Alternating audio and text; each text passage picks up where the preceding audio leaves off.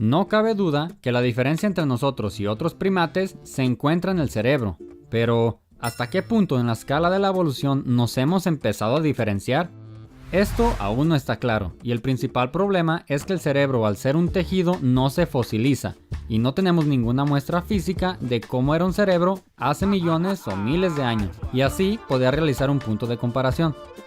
Sin embargo, sí que podemos estudiarlo indirectamente. Durante mucho tiempo, los antropólogos mencionaban que las diferencias de nuestra evolución se encontraban en la capacidad craneal. Esto quiere decir que un cráneo más amplio albergaría una mayor capacidad cerebral. Y si comparamos la capacidad craneal con nuestros ancestros, vemos una diferencia importante. La capacidad craneal del ser humano actualmente es aproximadamente de 1500 centímetros cúbicos. El Homo habilis ya poseía 800 centímetros cúbicos, que es casi el doble del chimpancé. Se dice que entre los 700 a 800 centímetros cúbicos hay una frontera que, una vez rebasada, se alcanzaría un crecimiento superior cerebral, y esto viene relacionado con una mayor habilidad intelectual. Pero aquí viene el primer problema, y es que en los monos papio y macaco la capacidad craneal es casi idéntica a la de nosotros, pero las respuestas conductuales entre ambas especies son radicalmente distintas.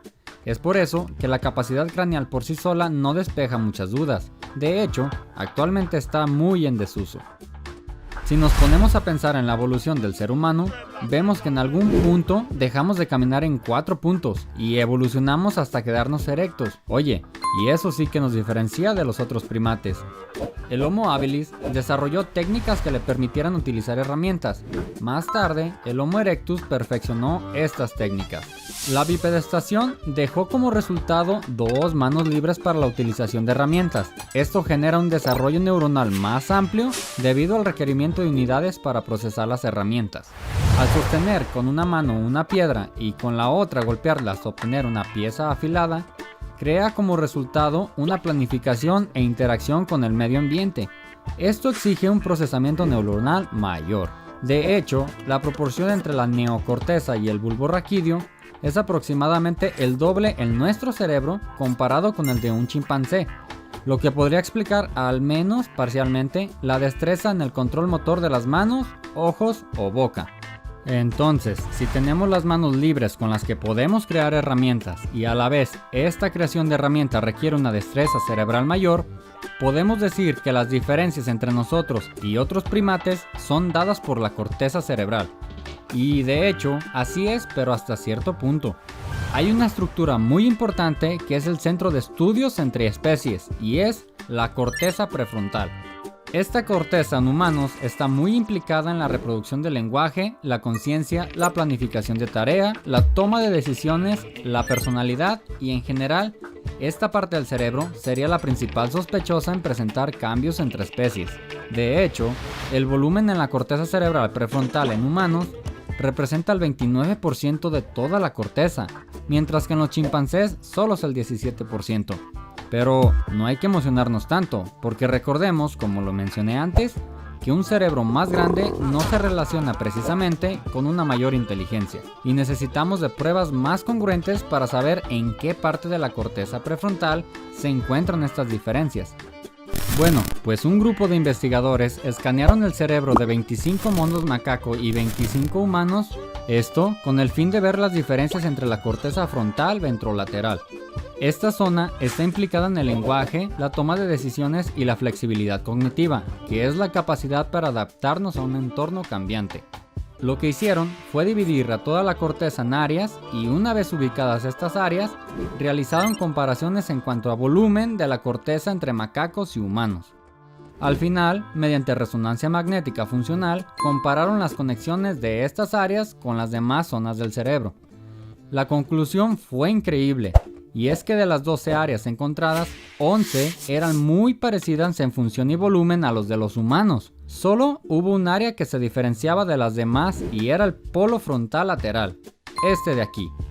La diferencia radica en la manera en que esta parte de la corteza frontal interactúa con una parte muy importante de la corteza auditiva de asociación.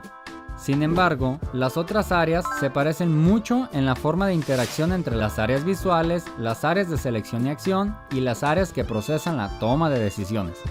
Esta comunicación entre el polo frontal lateral y las áreas de asociación auditiva se sospecha que tiene que ver con las capacidades lingüísticas meramente humanas. Entonces, si las diferencias entre ambas especies encontradas hasta el momento no explican en su totalidad la diferencia entre pensamiento de una especie a otra, ¿qué es lo que está pasando? Todos estos procesos mencionados anteriormente, como la bipedestación, el lenguaje, la corteza frontal, lo podríamos comparar como una bola de nieve bajando la colina. Si tomamos una bola de nieve pequeña y la arrojamos sobre una colina cuesta abajo, la bola que comenzó pequeña, conforme pasa el tiempo va acelerándose en tamaño y fuerza, terminando en una gigantesca bola de nieve.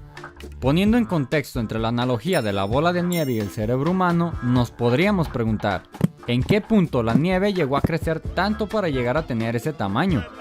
Se dice que lo mismo que pasó con esa bola de nieve pequeña, ocurrió algo similar en el cerebro.